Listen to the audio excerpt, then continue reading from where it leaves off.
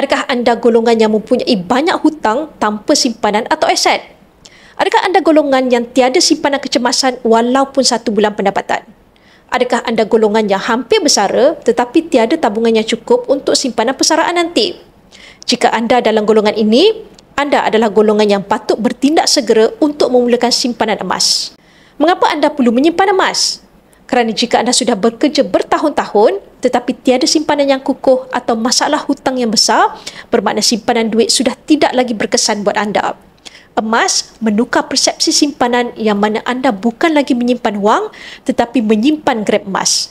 Dan kelebihan menyimpan emas bersama Public Gold, anda bukan sahaja belajar, beli dan jual emas, tetapi dengan bimbingan dealer yang terlatih, anda akan lebih terdedah dengan ilmu kewangan dan emas yang dapat membantu mengubah kewangan anda. Selagi anda tiada simpanan, selagi itu masalah hutang dan masalah duit persaraan tidak cukup tidak akan selesai.